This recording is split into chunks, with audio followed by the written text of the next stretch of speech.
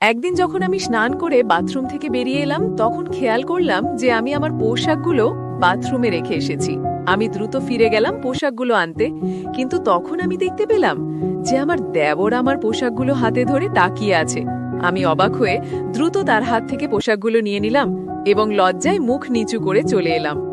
পরে যখন আমি রান্নাঘরে রান্না করছিলাম তখন আমার দেবর এসে পাশে দাঁড়িয়ে কিছু আজব কথা বলল। সে বলল, ভাবি, আপনার পোশাক থেকে খুব সুন্দর ঘ্রাণ বেরোচ্ছিল। এই ধরনের মন্তব্য শুনতে শুনতে আমি বিরক্ত হয়ে গিয়েছিলাম। একদিন আমার স্বামী ফোন করে জানালেন যে তিনি রাতে বাড়ি ফিরতে দেরি করবেন। আমি ভেবেছিলাম এটা আমার দেবরের সাথে কথা বলার সুযোগ হতে পারে। রাত গভীর হলে সবাই যখন ঘুমিয়ে পড়ল, আমি দেবরের ঘরের সামনে গিয়ে দাঁড়ালাম এবং দরজায় নক করলাম। সে দরজা খুলে আমাকে দেখে অবাক হয়ে জিজ্ঞাসা করল, ভাবি, আপনি এখানে? আমি বললাম, তোমার ভাই আজ রাতে দেরি করে আসবে, আমি তোমার সাথে কিছু জরুরি কথা বলতে চাই। তারপর আমি আমার ঘরে ফিরে এলাম এবং দরজা খোলা রেখে শুয়ে পড়লাম যাতে কেউ সন্দেহ না করে। কিছুক্ষণ পর আমার দেবর হালকা টোকা দিল দরজায়। আমি বললাম, এসো, দরজা খোলা আছে। সে ঘরে এসে আমার পাশে বিছানায় বসে পড়ল। আমি তখন একটি সুন্দর লালা রঙের নাইট ড্রেস পরেছিলাম। দেবর কিছুক্ষণ নীরব থেকে আমার দিকে তাকিয়ে রইল, তারপর মৃদু হেসে বলল, ভাবি, আজ তোমাকে অনেক সুন্দর লাগছে। আমি তেমন কিছু বললাম না, শুধু তাকে দেখছিলাম। তারপর বলল, ভাবি, আপনি কি কিছু বলতে চেয়েছিলেন? আমি তার দিকে এক ভালোবাসাময় দৃষ্টিতে তাকালাম এবং উঠে তার কাছে গিয়ে বসে পড়লাম। তার হাত দুটি ধরে বললাম, আজকের গল্পটা অনেক বেশি স্পেশাল, তাই কেউ মিস করো না। দয়া করে গল্পগুলো ভালো লাগলে ভিডিওটি লাইক, শেয়ার এবং চ্যানেলটি সাবস্ক্রাইব করো প্লিজ। আমার নাম প্রিয়া, আমি 23 বছর বয়স। আমি দেখতে অনেক সুন্দর ছিলাম। বিয়ের পর একটু স্বাস্থ্যবান হওয়ায় আমাকে এখন আরো সুন্দর লাগে। আমার বিয়ে হয়েছে মাত্র 2 বছর হলো। আমি আমার স্বামী, শাশুড়ি এবং দেবরের সঙ্গে থাকি। আমার দেবর প্রায় আমারই বয়সী, প্রায় 18 বা 19 বছর হবে। সে সবসময় আমার আশেপাশে ঘুরঘুর করে এবং কখনো কখনো আমাকে অদ্ভুত দৃষ্টিতে দেখে। আমার মনে হতো সে আমাকে মনে মনে অনেক পছন্দ করে, কিন্তু কখনো মুখে তা বলার সাহস পায়নি। কিন্তু সারা দিন দেবর আমার পিছনে পড়ে থাকে। মনে হতো সে আমাকে কিছু বলতে চায়। একদিন সে আমাকে বলল, ভাবি, আমি কিছু বলতে চাই। সে ঘরের চারপাশ ভালো করে দেখছিল, যেন কিছু খুঁজছে। আমি বললাম, হ্যাঁ বলো, কি কাজ আছে? আমি সবসময় তোমার সাহায্য করতে প্রস্তুত। তুমি তো আমার ছোট ভাইয়ের মতো। এটা শুনে তার মুখে এক হাসি ফুটে উঠল। সে বলল, ভাবি, আমি বিয়ে করতে চাই। আমি হেসে বললাম, এটা তো খুব ভালো কথা, কিন্তু বিয়ের জন্য তো একজন মেয়ের প্রয়োজন। তখন সে বলল, ভাবি, তাই তো আমি আপনার কাছে এসেছি। আমি বুঝতে পারলাম সে কি বলতে চাইছে। দেবর বলল, ভাবি, আমি আপনার মতো একজন মেয়েকে বিয়ে করতে চাই। এটা শুনে আমি মনে মনে হাসলাম, কারণ আমি বুঝতে পারলাম সে আসলে আমার বোনের কথা বলছে। আমার বোন আমার থেকে একটু ছোট এবং আমার দেবরের জন্য উপযুক্ত ছিল। তাদের মধ্যে বয়সের পার্থক্য ছিল মাত্র 2 বছর। দেবর আমাকে তার কল্পনার মেয়ের গুণাবলী বলতে লাগলো, যেমন সে কি চায়। আমি বললাম, তুমি চিন্তা করো না, আমি ঠিক তোমার পছন্দ অনুযায়ী একজন মেয়ে খুঁজে দেব, শুধু বিয়েতে রাজি হও। তারপর আমি সবকিছু নিজের নিয়ন্ত্রণে নিয়ে নিলাম। আমার দেবরই কথা শুনে কিছুটা খুশি হলেও সে চিন্তায় ডুবে গেল। কিছুক্ষণ চুপ থেকে সে বলল, ভাবি, আপনার কাছে একটা কথা বলতে চাই, তবে অনুগ্রহ করে রাগ করবেন না। আমি এমন কাউকে বিয়ে করতে চাই যার চরিত্র এবং স্বভাব একেবারে আপনার মতো হবে, আপনার মতোই সুন্দর হবে। আমি মৃদু হেসে দিয়ে বললাম, আমি জানি তুমি আমার ছোট বোন তানিয়াতে পছন্দ করো।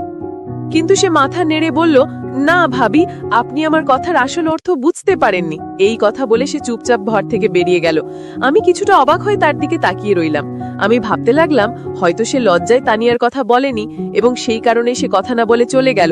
আমি সিদ্ধান্ত নিলাম যে প্রথমে আমার বাবার সাথে এই বিষয়ে কথা বলবো, তারপর আমার দেবরকে এই খবর জানাবো। পরের দিন আমি দেবরের কাছে গিয়ে জিজ্ঞাসা করলাম, তুমি কি সত্যি তানিয়াকে পছন্দ করো? সে লজ্জায় পেয়ে বলল, ভাবি, তানিয়া আর আমি, এটা তো আকাশের চাঁদ ছোঁয়ার মতো ব্যাপার।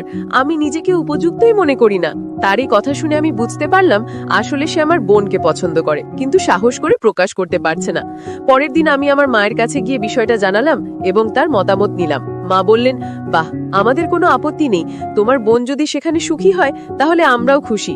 তবে তুমি তোমার দেবরের সাথে ঠিকমতো কথা বলে নিও, যেন তার কোনো সমস্যা না হয়। আর একই পরিবারে 2 মেয়ে থাকবে, এটা তো ভালো কথা। তুমি তোমার ছোট বোনের খেয়াল রাখতে পারবে। আমি বললাম, দেবর নিজেই আমার সাথে এই কথা বলেছে, তার আপত্তি হবার কোনো কারণ নেই। এরপর আমি আমার দেবরের সাথে আবারও কথা বললাম। কিন্তু সে বলল, ভাবি, আপনি আমার কথার মানে কেন বোঝেন না? রাতে আমি তার ঘরে গিয়ে জানতে চাইলাম আসলে সে কি চায়।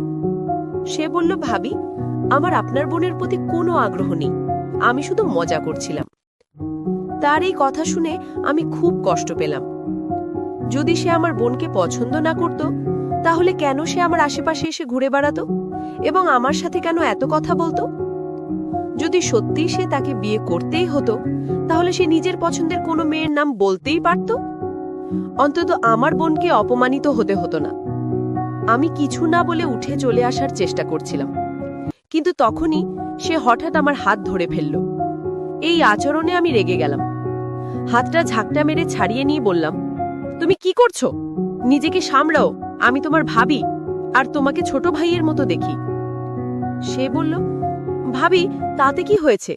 আমিও আপনাকে বড় বোনের মতো দেখি, মায়ের মতোই সম্মান করি।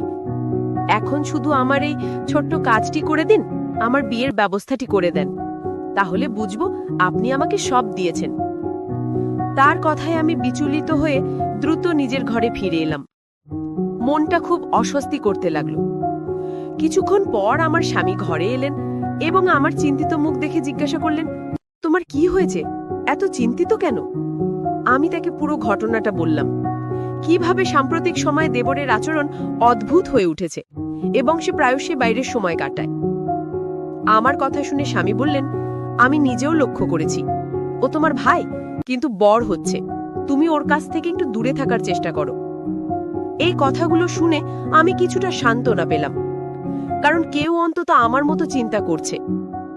আমার শাশুড়ি অবশ্য তাকে এখনো ছোট বাচ্চা মনে করেন, কিন্তু আমি ভেতর থেকে সবকিছু বুঝতে পারছিলাম। পরের দিন আমার স্বামী বাড়িতে ছিলেন না, তখন আমি নিজের ঘরে ছিলাম। স্বামীর অনুপস্থিতিতে সাধারণত আমি ঘরের বাইরে খুব একটা যাই না। হঠাৎ দরজায় নক হলো। দরজা খুলে দেখি আমার দেবর দাঁড়িয়ে আছে। তার হাতে একটা ট্রে ছিল, তাতে বিস্কিট আর চায়ের কাপ রাখা ছিল। আমি অবাক হয়ে জিজ্ঞাসা করলাম, এটা কেন এনেছো? কেউ এসেছে নাকি? সে হাসি দিয়ে বলল, না ভাবি, এমন কিছু নয়, ছোট ভাই তার বড় বোনের সাথে বসে চা খেতে চায়। আমি বললাম, চলো ড্রয়িং রুমে গিয়ে বসি। কিন্তু সে বলল, না ভাবি, আমি এখানে আপনার সাথেই বসে চা খেতে চাই, একটু কথা বলতে চাই। তার এই কথায় আমি কিছুটা অস্বস্তি বোধ করলাম, কিন্তু ভাবলাম এই নিয়ে নতুন কোনো সমস্যা তৈরি না হোক। সে চুপচাপ আমার পাশে বসে চা খেতে থাকলো। তারপর বলল, ভাবি, আপনি চা খাবেন না? আমি তাকে চা খেতে বললাম এবং সে বলল, আমি যাওয়ার আগে আপনি চা খান। তার এই আচরণে আমি বেশ অস্বস্তিতে পড়ে গেলাম। সে জোর করায় আমি চা আর কেক খেলাম, আর আমি তার সাথে কথা বলতে থাকলাম। দেবর আমাকে বলল, ভাবি, আমি যদি আগে ভুলভাবে কিছু বলে থাকি তাহলে আমাকে ক্ষমা করবেন। আমি কিছু ব্যক্তিগত সমস্যায় ছিলাম, তাই সেদিন কথাগুলো এমনভাবে বলে ফেলেছিলাম। আজ চা আর কেক কিনেছি যাতে আপনি বুঝতে পারেন আমি আপনাকে কতটা সম্মান করি। তার কথা শুনে আমার একটু হাসি পেল। আমি হাসি মুখে চা খেলাম আর বিস্কিটও খেয়ে নিলাম। কিন্তু চা খাওয়ার কিছুক্ষণ মধ্যেই আমার মাথা ভারী হতে লাগলো। আমি কিছুতেই বুঝতে পারছিলাম না কি হচ্ছে। দেবরের মুখটা শুধু আমার চোখের সামনে ঘুরছিল। ঠিক তখনই শাশুড়ি ঘরে ঢুকলেন। তার মুখটাও শেষবারের মতো মনে পড়ল। তারপর কি হলো কিচ্ছু জানি না। যখন আমার চোখ খুলল তখন বিকাল 4টে। আমার স্বামী আমার পাশে বসেছিলেন। তিনি জিজ্ঞাসা করলেন, তোমার কি হয়েছে? তুমি হঠাৎ কিভাবে অজ্ঞান হয়ে গেলে? নাকি ঘুমিয়ে পড়েছিলে? আমি বললাম, হ্যাঁ, হঠাৎ করেই আমার খুব ঘুম পেয়েছিল। দেবর চা আর বিস্কিট নিয়ে এসেছিল, সেগুলো খাবার পর থেকেই আমার ঘুম পেয়েছিল। জানি না তখন আমার কি হয়েছিল। দেবর চায় কিছু মিশিয়েছিল। আমার কথা শুনে স্বামী চিন্তায় পড়লেন। বললেন, দেবর সত্যি তোমার জন্য চা নিয়ে এসেছিল? ও তো আমার ভাই, তোমার জন্য এমন কিছু করবে কেন? তাছাড়া মাও তো তখন ঘরেই ছিলেন। হতে পারে তুমি স্বাভাবিকভাবেই ঘুমিয়ে পড়েছিলে, তোমার এত চিন্তা করার দরকার নেই। স্বামীর কথা শুনে আমি চুপ হয়ে গেলাম, কিন্তু সত্যি বলতে আমার ভেতরে একটা অদ্ভুত অস্বস্তি হচ্ছিল। আমার খুব ভয় হচ্ছিল, কারণ জানি না ঘুমানোর পরে আমার সাথে কি কিছু খারাপ হয়েছে নাকি। কারণ দেবর তো সবসময় আমার পেছনে ঘুরঘুর করত, আমার শাশুড়ির উপস্থিতিতে আমার মনে আর কোনো সন্দেহের সুযোগ ছিল না। আমি যখনই তার সাথে কথা বললাম তখন তিনি কিছু অস্বাভাবিক কিছু বললেন না। তিনি একজন ভালো মানুষ, কারোর ক্ষতি বা খারাপ কিছু ভাবতেন না। আমি অনেকবার জিজ্ঞাসা করেছিলাম, আপনি তো তখন আমার সাথেই ছিলেন, কিছু অদ্ভুত দেখেছেন? তিনি উত্তর দিলেন, বৌমা, তুমি হঠাৎ অসুস্থ হয়ে পড়েছিলে। তোমার দেবর বলছিল হয়তো তোমার দুর্বলতা হয়েছে, তাই বিশ্রাম নেওয়ার দরকার। আমি তখনও পুরোপুরি নিশ্চিত হতে পারছিলাম না ঠিক কী হয়েছিল। কিছুদিন এভাবেই কেটে গেল। একদিন রাতে আমি আর আমার স্বামী পরিবারের নানা বিষয় নিয়ে কথা বলছিলাম। হঠাৎ আমার চোখ জানলার দিকে চলে গেল, আর দেখলাম যেন কেউ জানলার পাশ থেকে দ্রুত সরে গেল। আমি অবাক হয়ে গেলাম, কারণ জানলাটা বাড়ির ভেতরের দিকে ছিল, আর মেন গেট তো রাতের বেলা সবসময় তালা দেওয়া থাকে। আমি নিশ্চিত যে এটি আমার দেবর ছাড়ার কেউ হতে পারে না। তবে আমি তখনই আমার স্বামীকে এই ব্যাপারে কিছু বললাম না। প্রথমে আমি আমার দেবরের আসল সমস্যাটা কি তা বুঝতে চাইলাম। তার এই অদ্ভুত আচরণের পেছনের কারণটা জানাটা আমার জন্য খুবই গুরুত্বপূর্ণ হয়ে উঠল। একদিন আমি গোসল করে বাথরুম থেকে বেরিয়ে দেখলাম যে ভুল করে আমার জামাকাপড় বাথরুমেই রেখে এসেছি। তাড়াতাড়ি ফিরে গিয়ে কাপড়গুলো নিতে গেলাম, তখন দেখি আমার দেবর হাতে আমার পোশাকগুলো ধরে রয়েছে। আমি কিছুটা বিস্মিত হয়ে তার হাত থেকে কাপড়গুলো নিয়ে নিলাম এবং লজ্জায় মাথা নিচু করে সরে এলাম। পরে যখন আমি রান্নাঘরে ব্যস্ত ছিলাম তখন আমার দেবর এসে পাশে দাঁড়িয়ে হঠাৎ অদ্ভুত কিছু বলল। সে বলল, তোমার পোশাক থেকে দারুণ একটি মিষ্টি গন্ধ পাচ্ছিলাম। আমি তাকে কিছু বললাম না, আমি তাকে সেখান থেকে চলে যেতে বললাম। আমার কথা শুনে সে চলে গেল। পরের দিনই দেবর এসে আমাকে বলল, ভাবি, মনে আছে আমি আপনাকে বলেছিলাম যে আমার একটা কাজ আছে? আজ সেই কাজের সময় এসে গেছে।